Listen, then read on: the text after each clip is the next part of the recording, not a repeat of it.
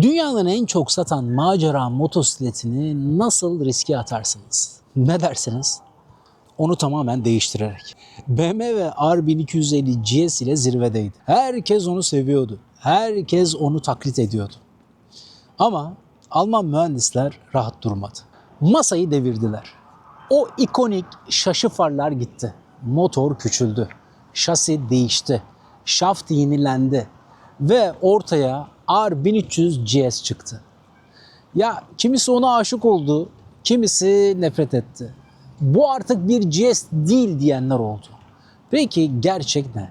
BMW kendi ayağına mı sıktı yoksa geleceği mi inşa etti? Ne dersiniz sevgili dostlar?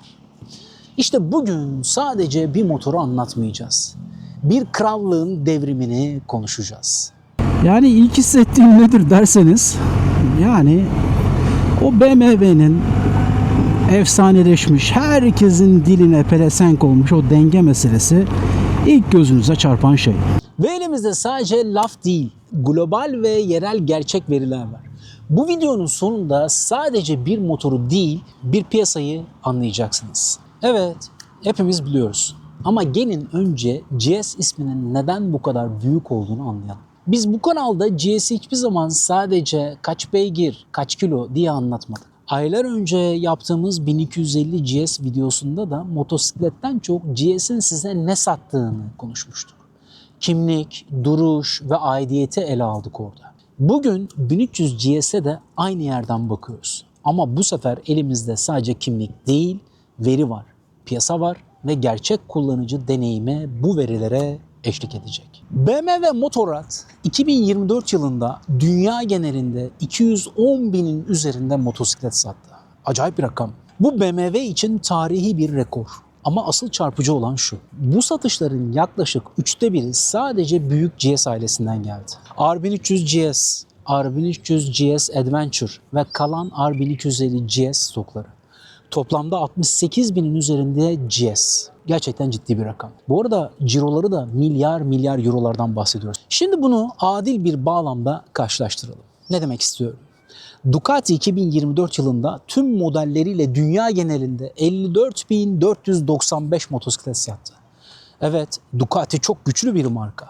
Multistrada ailesi onların da lokomotifi ve 1 milyar euronun üzerinde ciro yapıyorlar. Ama rakamlar şunu söylüyor. BMW'nin sadece GS ailesi Ducati'nin tüm ürün gamından %25 daha fazla satıyor. Bu Ducati'yi küçümsemek, yermek değil. Bu GS'in neden kral olduğunu anlamak. BMW bu riski alırken şunu biliyordu. Standart hala biziz. Ve rakamlar bu özgüvenin karşılıksız olmadığını gösteriyor.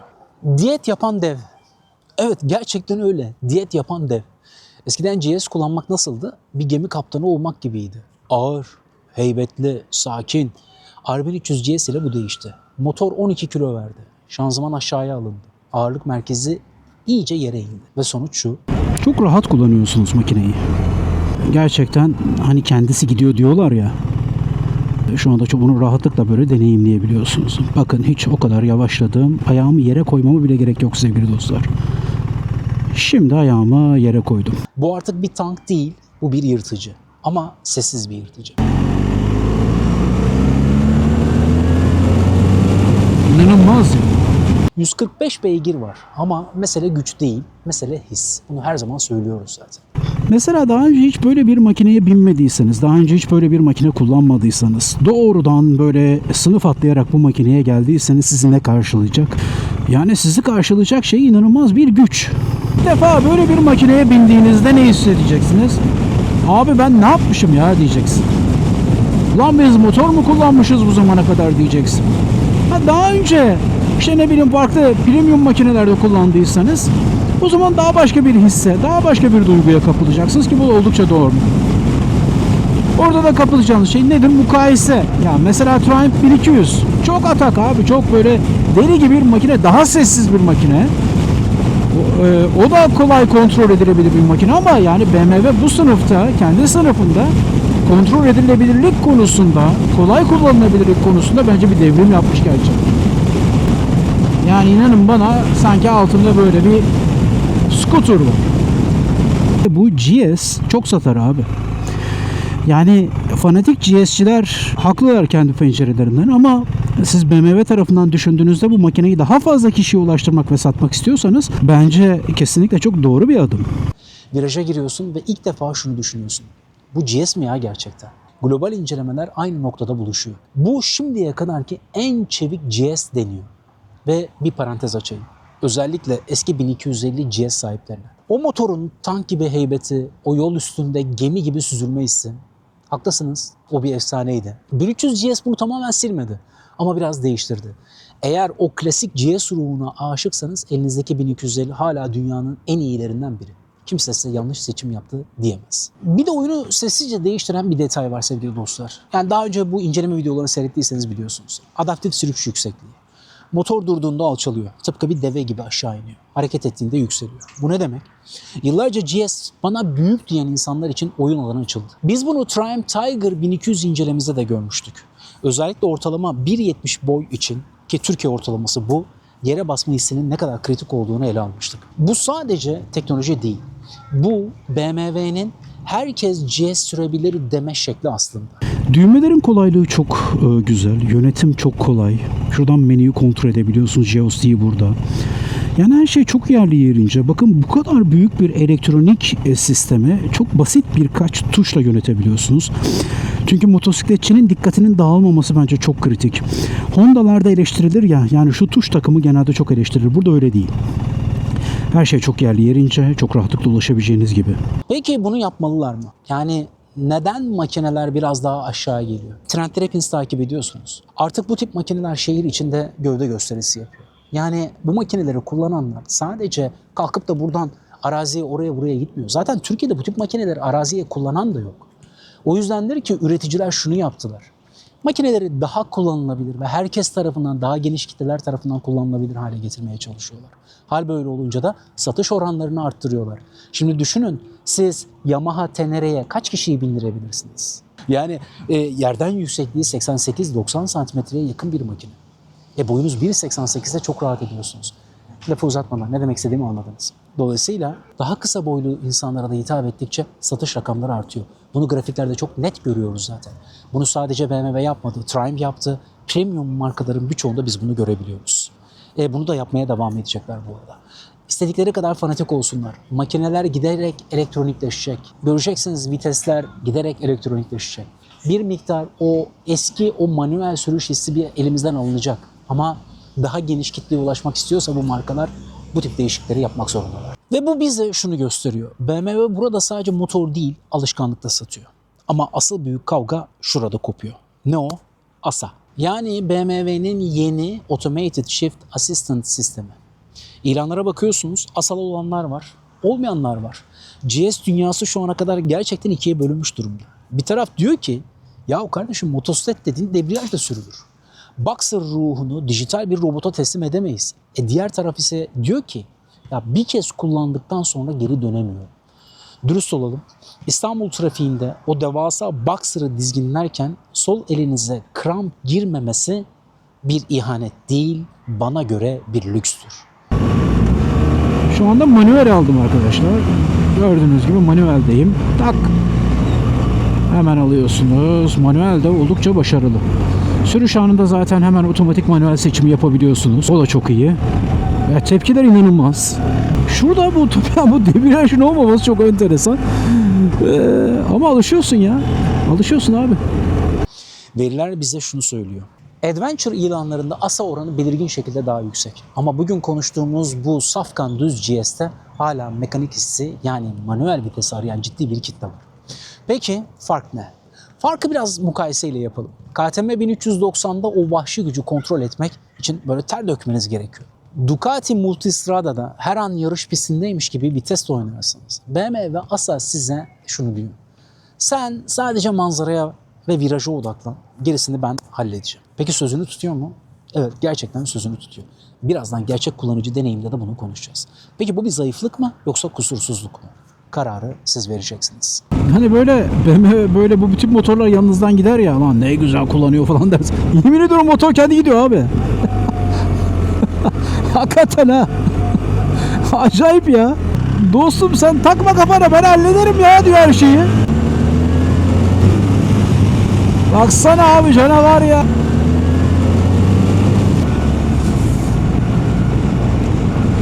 Evet, şimdi gerçeği söyleyelim. Her devrimin sancıları olur. İlk çıkan serilerde starter rölesi ile ilgili yaklaşık 25 bin motoru kapsayan bir geri çağırma yaşandı. Az değil.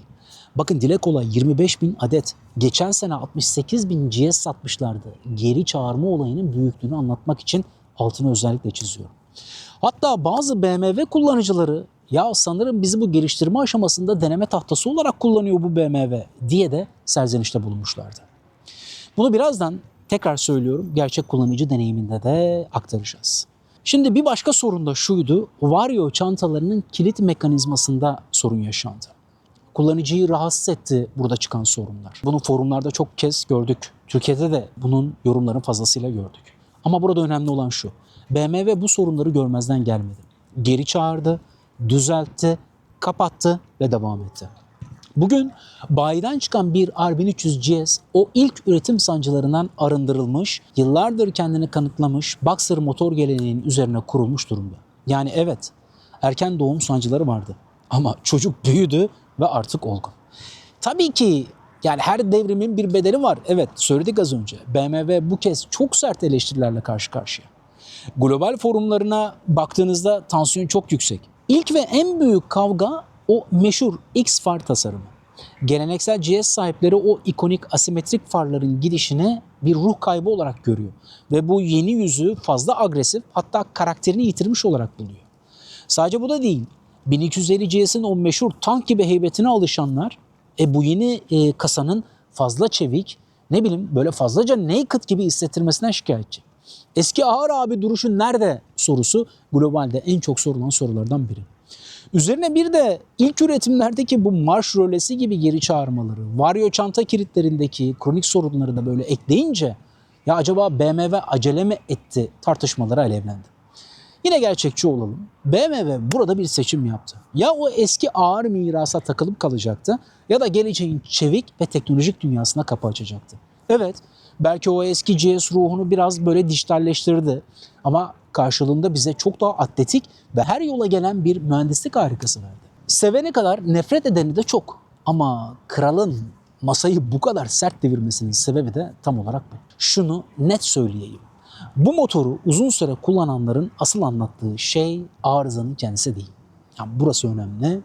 O arıza olduğunda ne yaşadıkları. Şimdi gelelim GS borsasına. Girişte de söylemiştik ya. R1300 GS piyasası inanılmaz taze. İlanların %90'dan fazlası son 2 ayda girilmiş. Bu motorlar ilanda yatmıyor. El değiştiriyor. Düz GS mi, Adventure mı? Yani bu aradaki fark ortalama 330.000 TL. Ama veriler ilginç bir şey söylüyor. Adventure ilanlarının %12'si henüz 6.000 kilometreyi bile görmemiş. İlginç değil mi? Düz GS'te bu oran sadece %6. Yani yorumu şu şekilde netleştirebiliriz. Düz GS alan biniyor, Adventure alan ise biraz daha uzun yol hayali, donanım ve duruş tarafında konumlanıyor. Yani bu tercih ister istemez işin içine bir miktar statü ve hevesin de girdiğini bize gösteriyor. Gerçekçi olarak. Eğer gerçekten kilometre yapmak istiyorsan düz GS çok daha rasyonel. Bir de rakiplere bakalım isterseniz. Bunu da konuşmamız lazım. KTM 1390 Super Adventure. Sıfırları şu an 1.4-1.55 milyon bandında. GS'ten ortalama 200.000 TL daha uygun. Daha ateşli, daha offroadçu. Ducati Multistrada V4S. Sıfırda 1.9 milyon civarı. Ama ikinci elleri düşük kilometrede 1 milyonun altında bulunabiliyor. Biraz daha eski modeller. GS ise bu fiyatı prestij, likidite ve her işe yarar karakteriyle hak ediyor gibi duruyor. Soru şu, siz hangisine arıyorsunuz? Ne dersiniz? Bu değerlendirmeler benim sübjektif değerlendirmem değil, bu dünyaya mal olmuş değerlendirmeler. Keşke herkes için ulaşılabilir olabilse. Keşke motosiklet tutkunları bu makinelere daha kolay yollarla erişebilse. Ama maalesef bu pek mümkün olmuyor. Yamaha, BMW, Ducati gibi markaların en üst modellerinde fiyatlar bir servet boyutuna ulaştı artık. Umarım tüm motosiklet tutkunlarının hayalinde olan bu motosikletlere ulaşmanın ekonomik olarak daha kolay olacağı günler bize yakın olsun. Şimdi buraya kadar benden dinlediniz. Peki bu motosikleti uzun süredir deneyimleyen kişi ne diyecek acaba? Motosikletin sahibi bize ne anlatacak? Bakın anlatacakları ise çok fikir verecek ve pencerenizi genişletecek diye düşünüyorum. Çünkü gerçek bir deneyim var. Hadi gelin onu çağıralım ve ondan dinleyelim R1300 serüvenini. Abi hoş geldin. Hoş bulduk Koray, nasılsın? İyiyim sağ ol. Sen nasılsın? Teşekkür ederim. Ben Seni de. görmek yine güzel abi. Sağ Hoş olasın, geldin. Hoş diyelim. bulduk. Abi bu güzel İstanbul manzarasında şu güzel makineyi anlatalım dedik. Senin deneyiminle bu anlatımı eşsiz hale getirecek. Çünkü deneyimi oldukça önemsiyoruz. İnşallah. Kendini nasıl anlatmak, nasıl tanıtmak istersin? Ben İstanbul'da bir finans şirketinde çalışıyorum. Yani özel sektörde finans yöneticisi olarak çalışıyorum. Motosiklette 40 yaştan sonra başladığım için biraz daha böyle işin heyecanından ziyade biraz daha keyfi odaklı kullanıcılardan bir tanesiyim. Keyif yaptığın makine bu. Hangisi? Hadi gel makinenin başına doğru gidelim istersen. Abi buradan da baktığımızda bu renkleriyle kendisini çok net bir şekilde gösteriyor. Evet. R1300 karakteristik renkleri. Bu rengi bilerek Bilerek aldım. seçtin, değil Bilerek mi? aldım, evet. Bir triple Anladım. black opsiyonumuz vardı, beyaz opsiyonumuz vardı, bir de tropi opsiyonumuz vardı. Kendi biraz daha gösteriyor, biraz daha canlı renkler olduğu için tropi renginde karar kıldık. Abi ben şöyle söyleyeyim. Nasıl anlatmak istersin? İstiyorsan yani makinenin başından itibaren sen kendi deneyiminden bahsedebilirsin. Biz seni dinlemek istiyoruz abi. Ne demek Tabii istersin? motoru 2024 yılının son günlerinde aldım. Belki 31 Aralık 2024 tarihinde aldım, bilmiyorum. Yani aslında 2025'te çıkarttın trafiği. 2025'te trafiğe çıkarttım. İlk günlerinde çıktı ama 2024 sonunda o zaman bir kampanya vardı BMW'nin. O kampanyayla beraber iki arkadaş aldık. Aynı renk, aynı donanımda. Şöyle Koray, aslında söylediğim gibi 40 yaşından sonra motosiklet kullanmaya başlayınca önce skuterla başladım. Öğrendim. Daha sonra skuterla belli bir kademe ilerledikten sonra ve şehir içi ihtiyacımı skuter tarzı motosikletlerle deneyince orada da zaten bayağı bir serüven yaşadım. Sonrasında dedim ki motorla aslında uzun turlara çıkmak, arada sırada kafayı dağıtmak, hafta sonları şehir dışına çıkmak için bir ihtiyaç hasıl oldu ve büyük sisili motora geçmek istedim. Büyük sisili motor maceram da Afrika TV'nle başladı. Afrika TV. Afrika TV'nle başladı. DCT miydi? DCT değildi, manuelle başladım. Çünkü DCT'sini getirmemişlerdi. O L4'ün DCT'si yoktu, Adventure Sports modelinin. Afrika TV'nde aslında ilk eğitimimi, uzun büyük sisili motor eğitimimi hep Afrika TV'nde falan Honda yaptım. Akademi'den mi aldın? Yok, ben Honda Akademi'den almadım. Şükrü Şimşek Hoca var. Anladım. Bu konularda Çok iyi iyi olduğunu yapmışsın. inandığımız. Şükrü Hoca ile beraber hem kapalı alan eğitimi hem de açık alan eğitimi falan aldık. Afrika TV'de yaklaşık 3000-3500 kilometrelik bir deneyim olduktan sonra arkadaşım söyledi. Dedi ki biz segmenti bir tık daha arttırabilir miyiz? Daha üst motora gidebilir miyiz? O noktada Koray, şöyle bir durumla karşılaşıyoruz. Benim hani fiziksel özelliklerim nedeniyle 1.70 boya sahip birisiyim. O zamanlar biraz daha kiloluydum. Ve büyük sisi motor seçeneklerime baktığım zaman kendi fiziksel özelliklerime uygun bir motosiklet açıkçası bulamadım. Arkadaşım bu motoru bayağı bir incelemiş. İnceledikten sonra dediler ki otomatik olarak kendini alçaltabiliyor. Kısa boylu sürücüler için de daha alternatif sunan bir motosiklet olduğu için aslında biz BMW'ye bu şekilde bir geçiş yaptık diyebilirim. Bu söylediğin çok kıymetli. Az önce çünkü ben anlatırken de söyledim. Şu ana kadar hiç yaklaşmamıştın değil mi? Yok, hayır. Neden? Hem boydan hem de heybetten. Çünkü motoru biraz sonra daha detaylı anlatacağız. Bu motorda iki tane mevzu var. Bir, kısa boylu sürücülere de hitap edebilen bir noktaya getirmişler. Çok önemli. Ki ben bununla yetinmedim. Yine anlatacağım. Sele tarafında da birkaç operasyon yaptık. Evet, onu çok merak ediyorum. Anlatırsan çok Tabii sevinirim. tabii, onu anlatayım. Motor evet belli bir noktada kendi yüksekliğini alçaltıp azaltabiliyor. İki tane özelliği şu: motor durduğu zaman tamamen yaklaşık 82 ya da 81 santime kadar alçalıyor. Fakat bu bende hala bir özgüvenle ilgili bir problem yaşattığı için ben de gittim bunun selesini, İstanbul'da bilindik birkaç yer var, seleyi tıraşlattım. Nerede yaptırdın abi? İstanbul'u bilenler için söylüyorum. Kadıköy'de stadın hemen arkasında, Fenerbahçe Stadyumu. Fenerbahçe Stadı'nın hemen arkasında döşemeci Alaaddin Usta var. Biliyorum. Bu konuda ehil olduğuna inandığımız bir kişi. Çünkü daha evvel başka motorumuzda ona Abi alçaltmıştım. demedim mi sana, olan sıfır makineyi getirmiş. Aynen ya, sormayın siz. Çünkü motoru aldım. Motoru aldıktan sonra bir de onu da söylemem lazım Koray.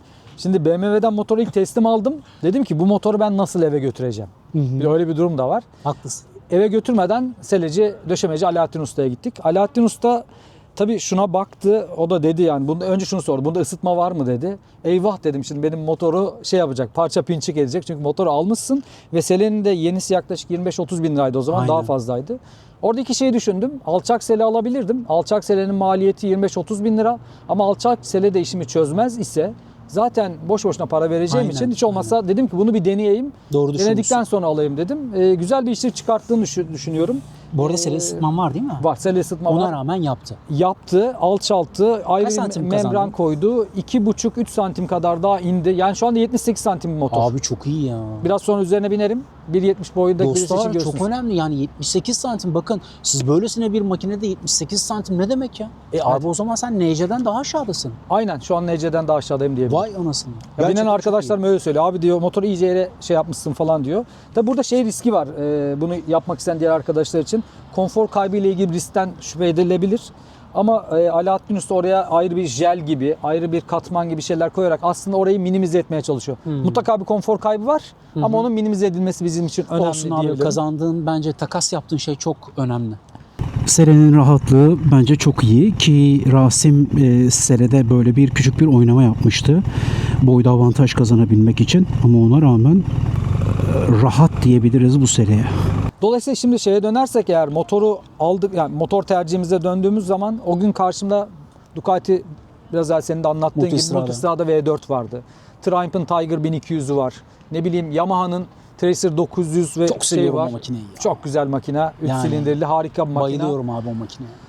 Ama bütün bunların hepsinde benim boy sorunum var. Daha önce dediğim gibi 1250 GS'lere ya da 1200 GS'e yaklaşma şansım yoktu Koray benim. Çünkü yanından geçerken bile motor seni ürkütüyorsa sen onu nasıl kontrol edeceksin ve yolda hükmedeceksin korkusu vardı. BMW bu modelinde motoru gerçekten kompakt hale getirmiş. Yani bazen benzetmek, teşbih ne kadar doğrudur bilmiyorum ama bu motoru biraz daha böyle NC'ye benzetmişler gibi diyebiliyorum. Yani kompakt hale gelmiş, alçalmış. O evet, yine heybetli. Şu Boxster motorla yine belli bir ölçüde şey yapıyor ama şehir içerisinde de kullanılabilir bir noktaya gelmiş. Tabii ilk başlarda bayağı bir eleştiri aldı. Yani far tasarımından bir eleştiri aldı. Ya koca cüsseli motorumuzu daha kompakt.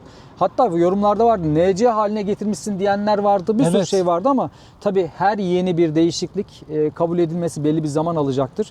Benim de gördüğüm kadarıyla yaklaşık 2 sene falan oldu galiba piyasaya çıkalı. Bayağı da bir kabul edildi. Onu da söyleyebilirim. Şu anda üyesi olduğum bir grup var. BMW Riders Club. O da yaklaşık 800-900 tane üyeye sahip. Hani geçen hafta bile hala şey yapıyordu. Anketler yapıyorduk. Yani 1250 mi 1300 mü diye böyle şeyler vardı. Ne ama çıktı sonuç, merak ettim. ama şöyle söyleyeyim, yok şu anda %55 civarı 1250 GS'lerde. %45 tarafı 1300'de. Ama şunu görüyoruz. İlk başlardaki tartışmalarda hani ateşli bir şekilde 1250'yi savunan arkadaşlar da zamanla 1300 tarafına geçmeye başladılar. Çünkü artık Koray, bu şey belli bir noktadan sonra vazgeçilmez. Çünkü BMW buradan geri adım atacağını zannetmiyorum. Yok. Ve bunu da artık geliştirerek devam ediyor olacak. Çünkü çok ciddi bir, yani eskiden ulaşamadığı bir kitleye ulaşması onun için çok avantaj diye düşünüyorum. Ya bak, sen de şimdi endüstri işindesin aslında. Sen de yani sanayinin içindesin. Yani çok basitçe söyleyelim. Sen o kasanın içerisinde elektroniği gömemezsin. Doğru. Elektroniği gömebilmen için kasayı değiştirmen gerekiyordu. Bu benim lafım değil. Bu Almanya'daki forumların, mühendislerin söyledikleri şeyler. Peki, bu arada kulüpten bahsettim. Kulüp Evet. çok önemli. Hatta bu kulüp meselesini o kadar önemsiyorum ki ben her zaman söylüyorum. Yani sen bir BMW aldığında sadece aslında bir motosiklet almıyorsun, bir kimlik de alıyorsun. Yani bu lafımı kibirli algılayabilirler ama doğru anlaşılmasını istedim. Söylemeye çalıştığım şey şu. Sen bu makineyi 8 ay garajda da yatırıyor olsan o kulübün üyesisin. Ve Aynen o kulüp öyle. çok iyi bir network çalıştırıyor. Aslında dediğin çok doğru. Sadece motor almıyorsun. Bir anlamda da aslında bir network satın alıyorsun. Kesinlikle. Tabii network şöyle ki, ya motorla ilgili olsun ya da olmasın fark etmez. Ya ne bileyim, ben çok ilgili şeylerdi mesela. Annesi hasta olmuş ya da belli bir ameliyat falan geçirecek. Ya tanıdığınız bir doktor var mıdan tutun da işte bir ev, şu civarda bir ev arıyorum. Orada bir ev var mı da, ya da bileyim şu parçayı kullandım, ben memnun kalmadım, bir sonraki arkadaşlar başka bir marka tercih etsin gibisinden çok fazla tartışma var ve ciddi bir şey alıyorsunuz aslında. Hani bir, ne diyeyim, sosyal bir komünite satın alıyorsunuz diyeyim. Kesinlikle. Yoksa şey değilsiniz, yani sürüşlere katılmak zorunda değilsiniz. Sürekli onlar sürmek zorunda değilsiniz. Zamanınız vardır yoktur ama böyle ciddi bir şeye katılmak bizi mutlu ediyor. Yani Öyle söyleyeyim. ben aynı fikirdeyim. O yüzden sadece sana bir şey satmıyor. Zaten şeyi tartışmaya gerek var mı? Mesela ben az önce anlattım geri çağırma meselesini. Bu arada sen bir şeyler yaşadın mı bu geri çağırma Yaşadım. meselesiyle? Yaşadım. Sen ne anlatmak istersin? Şimdi benim yaşadığım şey şuydu, yani bu motorla ilgili en fazla yaşanan şikayetler bir elektronikle ilgili, elektronik işleyişle ilgili şikayetleri çok fazla duyuyoruz ve ben de başımdan bir tanesi geçti. Bir seyahate gitmiştim yaklaşık 2 ay kadar önce Antalya tarafına. Anadolu'nun bir ilçesinde durdum. Orada herhangi bir BMW servis falan filan yok. Durduktan sonra İşlerimi hallettim. Ondan sonra kontağı açtım. Kontağı açtıktan sonra ekranda 5-6 tane uyarı vermeye başladı. İşte ön far çalışmıyor, sis çalışmıyor, tahrik uyarısı, motoru acilen servise götürün gibi farklı uyarılar aldım ve acayip korktum. Bu zaten motoru ilk başta alırken korkularımdan bir tanesiydi. Çok haklı bir korku. Çünkü bir önceki motorum Afrika TV'nin ve Afrika TV'nin de hani piyasada aşağı yukarı duymuşsunuzdur. Sorunsuzluğuyla Aynen. Honda nam öyle. salmış. Honda öyle. Aynen. Sorunsuzluğa nam salmış motordan sonra elektronik aksamın çok fazla olduğu motora geçmek açıkçası her zaman bizi korkutuyordu. Ve onu yaşadım. Yaşadıktan sonra motoru arkadaşlarımı aradım ne yapayım falan filan diye. Onlar dediler ki motoru stop et 5 dakika falan bir bekle. Ondan sonra tekrar aç. Gerçekten öyle oldu Koray. Motoru stop ettim. 5 dakika sonra açınca o uyarıların hepsi gitti. Acaba neyi düzelttin o 5 dakika beklemeyle? Bilmiyorum, belki restart hatta Türk insanda vardır ya, bir şey elektronik bir şey olduğu Aç zaman kapat. aç kapat deyince düzelirler. Restart yap düzelir. Benim IT'ci arkadaşlarım öyle diyor. Problemlerin %80'ini aç kapat yapınca çözülür falan filan Ama diyorlar. çok ilginç ya. Yine bir şey daha yaşadım. O da şeydi, ilk aldığımız zamanlardaydı. Bir güncelleme gelmiş ama ben güncellemeyi almakta biraz şey yaptım. Beni aramışlardı ama ben gitmemiştim. Ya gidememiştim daha doğrusu. Viraja girerkendi galiba. Gazı biraz sert açtım. Gazı biraz sert açtıktan sonra vites böyle bir saçmaladı gibi bir şey yaptı. 2 vites birden düştü ve birden acayip bir şey verdi. Tork ve güç verdi. Ben Çok de çok tehlikeli. Benim için tehlikeli. Belki hani daha fazla tecrübesi olan arkadaşların şey değildir. O sırada Allah'tan hani başka elektronik devreler falan filan devreye girdi ki beni motor üzerinden atmadı diyebilirim. Ben de korktum tabii açıkçası. Haklısın. Çünkü viteste bir katı O neye kutu sesler bağlıymış? geldi. Güncelleme yapılması lazım. ASA sisteminde gittiler, güncellediler. ASA'daki vites geçişlerini biraz da optimize ettiler herhalde, bilmiyorum. Çünkü BMW'de bu güncelleme mevzusunu çok fazla duyuyoruz. Duyacağız. Bu da marka için çok önemli bir şey, onu söyleyebilirim. Bence de. Ondan sonra bir daha sorun yaşamadım. Bu söylediğini ben ilk çıkan DCT'lerde yaşamıştım. Benzer şeyi o zaman işte 2021'de güncellenmişti onlarda. Onlarda artık o problem kalmadı. Bunda da kalmayacaktır büyük ihtimalle. Peki bu ASA önemli bir güncelleme. Yani biliyorsun şimdi motosiklet fanatikleri manuel vitesi fazlaca önemsiyorlar. Sen ne düşünüyorsun bu ASA konusunda? Gerçekten quick shifter meselesinden sonra sana bir katkı sağladı mı? Şöyle ifade edeyim aslında. Ya bu motora pure otomatik vites diye bakmak bence doğru değil. Ben motoru daha çok hani mesela darlık virajlarında ya da ne bileyim Anadolu'nun değişik yerlerinde ya da Domaniç tarafında kullanırken zaten otomatikten çıkartıyorsunuz motoru. Tek tuşla çıkıyor. Çıktıktan sonra zaten tamamen manuel kullanıyorsunuz. Yani Keyifli olanı da o yani. Zaten Quick Shifter'ın aynısı var. Yani adı Quick Shifter değil ama yine orada bir vites pegi var. Mesela DCT'de vites pegi yok. Burada bir aşağıda Abi normal işte mesele de bu zaten ya. Mesele de bu. buradan zaten indirip kaldırabiliyorsun. Yani otomatik vitesteyken de zaten direkt müdahale ettiğin zaman manuele geçiyor ve seni şey yapıyor. Viraja gireceksin, yüksek torkla gideceksin, tık tık tık indirip kaldırabiliyorsun. Burada çok kararlı bir şekilde vites değiştiriyor. O konuda hani kefilim diyebilirim. Anladım. Ben yabancı eğitmenleri seyrediyorum. Seyrettiğim böyle 2-3 tane Amerikalı yabancı eğitmen var. Bu arada satış rakamları inanılmaz. Amerika'ya çok yoğun satmış. Çok ciddi bir satış var Amerika'ya. Güney Amerika'ya var. İspanya ben duyuyorum. İspanya'da Evet, çok ciddi bir çok satışı ciddi var. satış var. Amerika'daki satış beni çok şaşırttı. Çok ciddi bir şekilde Amerika'ya satıyor. Amerika'dan seyrettiğim 2-3 tane eğitmen var. Onlar bunları kullanıyorlar. Onlardan dinlediğim kadarıyla yani evet alışmak biraz zaman aldı ama tartışmasız çok memnunuz diyorlar. Eğitmenler söylüyor bunu. Bir de şu var Koray, bunun vites geçişi DCT'deki bir çift kavrama değil, tek kavram olduğu için vitesler geçirken o tak, öyle tak hissiyatın hala kaybolmuş değil. Çünkü motorcular bu hissiyatı seviyor. O vites geçişlerindeki o takır tukur, o hani dişlinin geçmesi ve orada bir şahlanmayı sana veriyor. Dediğim gibi buna pure otomatik demek benim için çok doğru değil. Uzun yoldasın, buradan gidiyorsun, orada bırak kendisi atsın vitesi, indirsin kaldırsın. Zaten biz normal manuel kullanırken de sürekli düz yolda vites değiştirmiyoruz. Ama şeye geldiğiniz zaman şehir içerisinde ciddi bir avantaj sağlıyor. Virajlara geldiğin zaman da çıkart oradan, indir kaldır kendin. Normal. Ama seni şu açıdan çok rahatlatıyor. Yani şuradaki debriyajı verme açma açısından çok rahatlatıyor.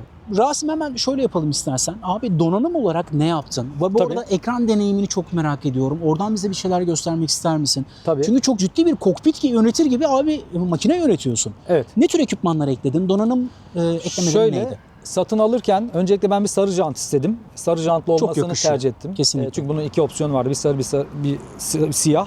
Sarı jantla aldım. Ama dediler ki sarı jantla bir tane modelimiz var. Onda da sis farı var. Dolayısıyla sis farı ile sarı jant aslında bu şeyden geldi. BMW'nin kendi sunduğu şey. Ben kendim sonradan sis farı taktırmadım. Benim sonradan taktırdıklarım, koruma demiri taktırdım. Enduroworld, Maliyetleri de Hasanpaşa. söyleyebilirsin. Yaklaşık 15.000 TL civarında bir koruma demiri maliyeti var idi o zamanlar. Ki beni çok fazla kurtardı. Zaten şurayı görüyorsunuz. Bir yerde ilk aldığım zamanlarda bir dengeyi kaybettim. Tam kalkış esnasında motor Abi sola- gerçek sağa motorcu doğru sensin. yattı. Yatırmayan gerçek motorcu değil zaten. Bunu rahatlıkla söyleyebiliriz. Başka ne yaptın Ondan abi? sonra şunu çok değerli buluyorum. Çamurluk uzatmayı, çünkü BMW motorlarda direkt şuradaki motor bloğunu buradan ıslak zeminden çamur atabiliyor. Egzoza da çamur atabiliyor. Belli süre sonra zarar verebiliyor. Onu çok kullandım diyebilirim. Akrapovic görüyorum. Evet, Akrapovic, orijinal BMW Akrapovic taktırdık. Bu Türkiye'de maalesef kurlar ve ithalat rejim nedeniyle biraz pahalıya geliyor. Ben Türkiye'de aldığım ne zaman kadardı abi? 85-86 bin lira civarındaydı, BMW'ye sordum. Bunda Motorla takas eder misin? olabilir.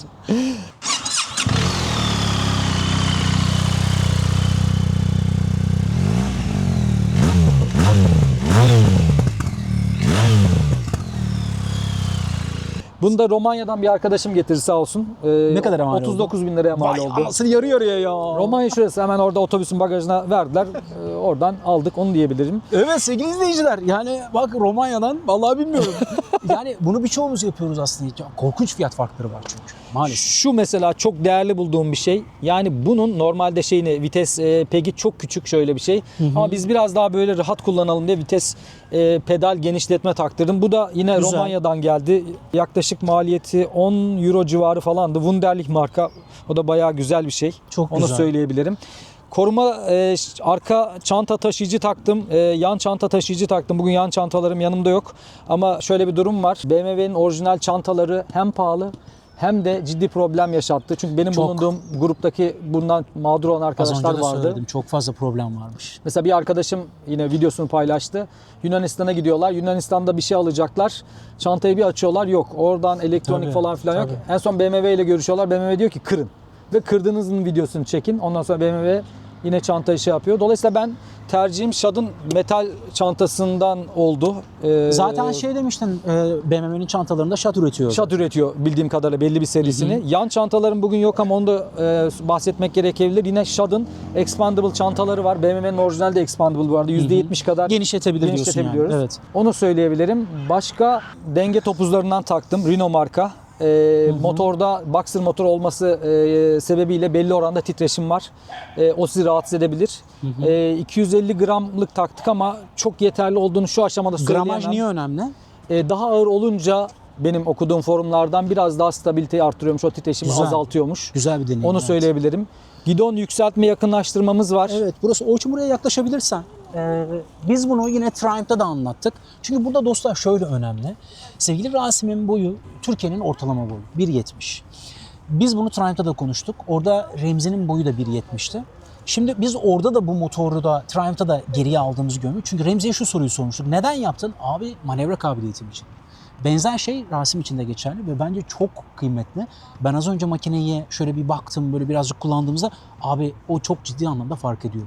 Eğer sizin kol boyunuz çok uzun değilse bence kesinlikle bu yapılmalı diye düşünüyorum. Rasim'ciğim. Kesinlikle öyle. Bunu da yine Hasan Paşa'dan, Androworld'dan taktırdım. O da Voigt marka Alman bayağı kaliteli bir üründü. Hem yükseltti hem yakınlaştırdı. Gerçekten biraz evvel bahsettiğin gibi kollarım da kısa olduğu için hem yakınlaştı ve manevra kabiliyetimi ciddi ölçüde arttırdı. Onu söyleyebilirim. Onun haricinde ilave bir şey, şaft koruma Evet. tavsiye ediyorlar. Çünkü motor şaftlı bir motor. Zincir yağlama falan yok. Şurada bir şaft korumamız var. Şudur. Bu takıldı. Bu da Puig marka galiba, yine Hasanpaşa'dan. Bir de ben çok süsü püsü sevmiyorum ama GSC arkadaşlar kızabilir bana bu noktada. Çok fazla öne 3-4 tane farklı markalardan sis farı falan filan takıyorlar ya da motoru giydiriyorlar. Benim hadi ayıp olmasın dediğim bir de şuraya bir tane böyle bir kaplama, Abi ne yaptın GS'in kendisiyle ilgili kendi rengine yakışır bir kaplama yaptırdım. Onu diyebilirim. Evet, bir çılgınlık yaptım, onu diyebilirim. Büyük bir çılgınlık. Bu arada şurada şeyi konuşmuştuk. Şimdi buradaki şu açı ciddi anlamda rüzgarı atıyor. Evet. Burası çok işe yarıyor. Bunu yorumlarda çok gördük. Şu böbreklikler, bunlar çok işe Rüzgar yarıyor. saptırıyor ciddi Rüzgar manada. saptırıyor. Şu ön cam deneyimin için ne dersin? Aydınlatma için ne dersin? İkisini hemen öyle bir alalım. Aydınlatma benim için gayet yeterli. Ama dediğiniz gibi alışmak lazım bu tasarıma. Zaten hareketli, mercek falan filan var. Evet. O noktada yeterli. Yeterli kalmadığı noktada zaten sis farlarını Radar var açıyorsunuz. mıydı sende bu arada? Var. Radar. Onu da söylemem lazım. Burada bir radar var. Adaptif cruise kontrolümüz var. Önde bir araba yavaşladığı zaman açarsanız kendi otomatik frenleme Kullanıyor yapıyor. musun? İstanbul'da kullanmayı tavsiye etmiyorum. Birkaç kez beni sıkıntıya soktu. Çünkü Çok alışmışsınız. haklısın. Tabii. Bir arabayı tam aslında şöyle oluyor aslında. Takip ediyorsunuz. Takip ederken tam sollamaya çıkacaksınız. O an diğer arabanın köşesine yaklaşınca motor birden şöyle Tabii, fren basıyor. tabii. O sıkıntı. Arkada da radar var. Koray, onu da söyleyebilirim. Şurası radar kutusu. BMW yazan yer. Bu da işte kör nokta uyarısı için ya da arkadan yaklaşan Kaptan Logar bir cisim yaklaşıyor diyor ya. Peki Onun için işlevsel buldun mu? kör nokta uyarısı işlevsel buldum. Fakat kör nokta uyarısı biraz zayıf. Mesela şeylerde şu anda galiba Tiger'larda onu şu kısma koymuşlar. Evet. Biraz daha büyük bir ışık koymuşlar. Aynen. O daha etkili. Buradaki uyarı ışığı biraz daha küçük geldi bana. Daha büyük olsa daha etkili olabilirdi, onu söyleyeyim. Gördüğünüz gibi hemen bana sağ tarafında bir araba var diyor. Bu uyarıyı da yapıyor. Hareketli camımız var. Evet. Benim boyum zaten kısa. Üzerine bir de koltuğu alçalttığım için neredeyse hiçbir rüzgar yemiyorum. Çok iyi. Onu söyleyebilirim. Çünkü onu da kaldırabiliriz belki. Orijinal cam kullanıyorsun. Orijinal cam kullanıyorum. Orada herhangi bir şeyimiz yok. Bu arada korumalıkların falan bunlar orijinal üzerinde. Her şey orijinal. Şöyle baktığım zaman ben de üzerine oturayım istersen. Tabii, bir görelim. Şeyi görün. Siz söyleyin. Yani dostum, 1.70 boyu için bence çok iyi bir noktaya taşımışsın. Bence bu deneyim bu anlamda önemli. Yani şu şekilde sürüş pozisyonuna baktığınız zaman herhangi bir büyük motor sıkıntısı yaşamıyorum. Zaten gördüğünüz gibi eğer şuradan görebiliyorsanız Aynen. o rüzgar beni belli bir noktadan aşağı itiyor. Şu Böyle bir hill holder'ı da gösterelim. Bakın hill holder çalışıyor arkadaşlar. Gördüğünüz gibi eller serbest. Hill holder çok başarılı çalışıyor. Hiçbir sorun yok. Yani o yokuş kalkış desteğini de çok başarılı bir şekilde veriyor. çok değerli buluyorum ve BMW'ye de saygı duyuyorum. Bu Boxer motorda ısrarcı olmaları benim için de ayrı bir keyif. Çünkü Boxer motor hem motorun bu stabilizasyonda, dengesinde ciddi manada etkili ve bunu da yolda yaşıyorsun Koray. Yani sadece forumlardan falan Tabii, filan okumak değil. Yani motoru neredeyse durma hızında sürebiliyorum. Bu arada Rasim, hemen şeyi de gösterelim. Bu parka aldığımızda abi çok ağır bir makine. Bu ağır makineyi nasıl ayağa kaldıracağız orta sehpadan? Hemen bunu da bir gösterelim istersen. Yalnız burada sen dikkat edilmesi gereken bir şey var demiştin. O da şu: mümkün olduğunca bunu çalışırken yapmakta fayda var. Çünkü ciddi bir güç sarf ediyor. Bunu aküden almamak iyi olur demiştin. Hadi gel gösterelim.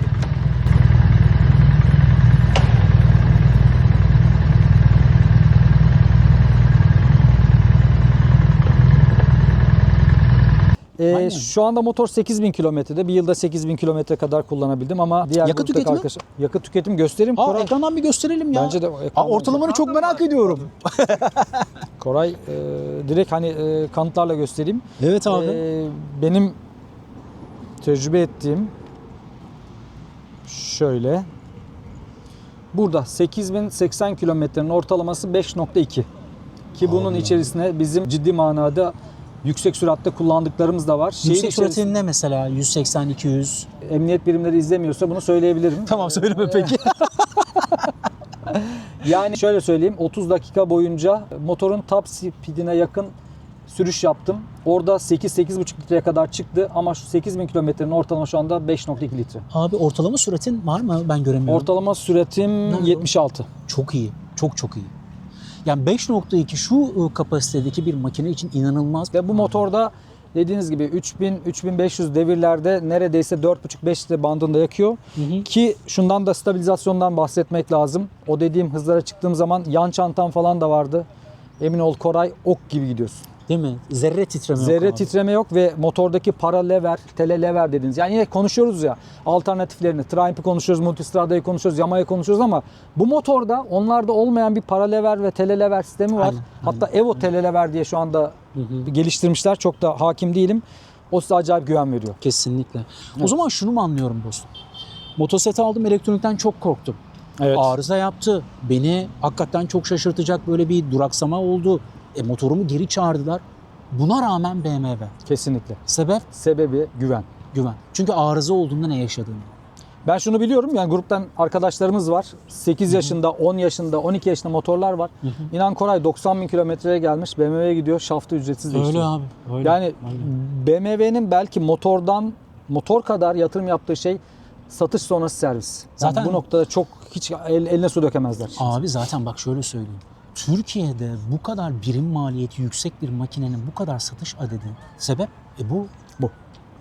Şimdi bak isim vermeyeyim ama onlar ne demek istediğim? Kırmızı bir marka var. Evet. Çok iyi makineler. Evet. Ama arkada kimin olduğu çok önemli. Yine bir İngiliz markası. Çok kritik. Çok güzel bir makine. Ama arkada kimin olduğu. Yani netice itibariyle abi insanlar ikinci el tartışmasız. Yine küçük bir örnek. Geçtiğimiz gün bir arkadaş anlatıyor Mercedes'i. Abi kaza yapıyor. Mercedes geliyor. Sen arabayı alıyor. Yedek Mercedes veriyor.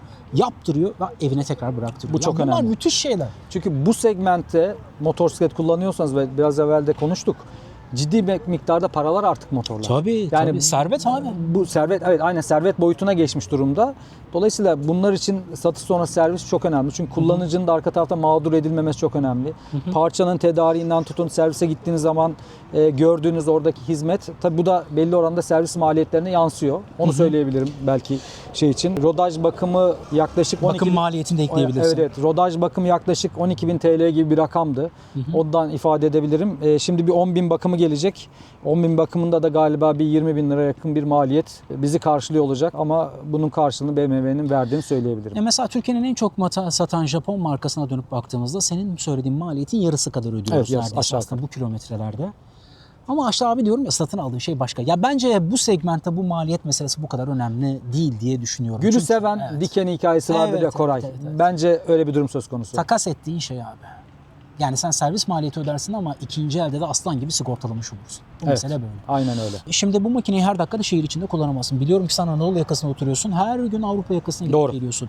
Bununla mı gidip geliyorsun? Artçın rahat mı? İkinci bir makinen var mı? Açık konuşayım, artçı oğlumun dışında kimseyi almadım bugüne kadar. Birkaç kez okula bıraktım geldim, onu söyleyeyim. Koray şöyle, bu makine benim haricimdeki, yani benim fiziksel özelliğimdeki herkes için şehir içinde kullanılabilir diye düşünüyorum. Ama benim özelimde biraz boy, biraz motosikleti handle etme noktasında korkularım var. İstanbul biliyorsun dere tepe. Çok. Bugün bir yere gidiyorsun, dar bir sokağa giriyorsun, o dar sokakta rampaya park ediyorsun, düzgün park ettin etmedin. Hadi park etmek kolay. Park ettikten sonra onu oradan çıkartıp yönünü başka tarafa çevirebilmek için Aynen, yanında bir aynen, arkadaşın olması aynen, lazım. Çünkü bu makinenin ağırlık merkezi ciddi miktarda aşağıda. Aşağıda seni yani 200-220 kiloluk bir motor bloğu beklediği için kontrol etmekte zorlanıyorsun. Onun için benim tercihim bu motoru uzun yol odaklı kullanmak. Şehir içerisinde scooter ya da scooterımsı motosiklet diye tabir ettiğim bir motorla çözümümü bulmak diye Bence düşünüyorum. en doğrusu bu söylediğin şeyi ben bir yaşadım. Yani büyük bir makineyle abi nerede biliyor musun? Beylerbeyi'nin tepelerde, yukarıda. Ben de Çamlıca'da oturuyorum, düşün. Abi orada yokuşta hayatımda yaşadığım en büyük korkuydu. Ve yuvarlansam şöyle söyleyeyim yani 70-80 metre rampadan aşağı düşeceğim. Çok Allah şükür korusun. kurtardım ama yani İstanbul çok dere tepe abi. Düz ayak değil. Antalya gibi değil yani böyle hani her taraf Aynen, düz. Konya Ovası'nda olsan dediğin Tabii. gibi yolların geniş olsa, dere tepe olmasa şehir içinde Doğru. kullanabilirsin. Bu arada arkadaşım biraz daha cüsseli, biraz daha boylu postlu. O mesela şeyde kullanıyor. Her gün kullanıyor. Her iş için kullanıyor. Bakkala da bununla gidiyor. Hiçbir sıkıntı yaşamadı. Yaşamaz. Çok da ve çok da Yaşamaz. memnun. Aslında sen de yaşamazsın ama ben senin Korkular. yaklaşımını doğru buluyorum. Ya eskitmenin anlamı yok ya. Ha bir de o var. Tabii. Mesela grup forumda bunu sordum mesela. Birkaç kişi ya abi kullan dedi ya. Motor sana hizmet etmeyecekse ne yapacak dedi ama bir kitle de şunu söylüyor. abi. Abi buna bu kadar kilometre yaptırmanın ve bunun işletme maliyeti biraz daha söylediğim gibi biraz pahalı. Tabii. Bir tabii. skuturlara göre şey değil. Tabii. O zaman skutur şehir içerisinde niçin üretilmiş sorusu kendine geliyor. Diyor Tabii. ki bu yerinde kalsın. Her imkan varsa diğer tarafı başka bir şekilde çöz. Yani çok doğru bir değerlendirme. Hakikaten scooter'ı niye üretmişler abi? İşte çözüm olsun diye. Aynen öyle. Yani bence neredeyse her şeyi konuştuk. Bu arada sormak istedikleri bir konu olursa elbette ki yorumlara da yazabilirler. Ben eminim ki Rasim de seve seve yanıt vermek isteyecektir. Ben de kendi bilgim dahilinde bilgi vermeye parça çalışacağım. Ya da aksesuar için her türlü yazabilirler. Çünkü ulaşmak bazen kolay olmayabiliyor. Evet, aynen. En makul, en fiyat performans odaklı ürünler nerede diye sorabilirler. Elimden Sen geldiğince şu ana cevap vermeye kadar çalışacağım. neredeyse 15-16 makine kullandın. Artık zirvede misin yoksa başka bir yere gider misin? Burada kalırım diye Burada düşünüyorum Koray. kalırsın. Evet, bence de. Yani bir süre burada dururum diye düşünüyorum. Anladım. Evet, Durum bu. peki Rasim'cim ağzına sağlık. Bugün BMW'yi anlattık. BMW R1300'ü anlattık. Neredeyse bu segmentte tepedeki zirvedeki makineyi anlattık. Sevgili Rasim'le anlattık. Rasim'e de deneyimini aktardığı için çok teşekkür ederim. Belki Rica de ederim, ne demek. atladığımız, unuttuğumuz şeyler olabilir. Sürçülisan ettiysek affola sevgili dostlar. Bu güzel İstanbul manzarasında, bu çok sevdiğimiz yerde, bu yakışıklı martılarla yine size veda edeceğiz. Sevgili Rasim çok teşekkür ederim. Ben teşekkür ederim Koray. Yardımcı Eyvallah. olabildiysem, Bence birileri buradan fazlasıyla. fayda sağlayabilecekse ne mutlu. Bence Bence fazlasıyla oldun. Dostum inşallah kazasız belasız tekerin düz bassın diyelim. İnşallah. Sevgili dostlar size veda ediyoruz. Almak isteyenlere yardımcı olduk diye düşünüyorum. Efendim kendinize iyi bakın. Selamlar. Sevgiler.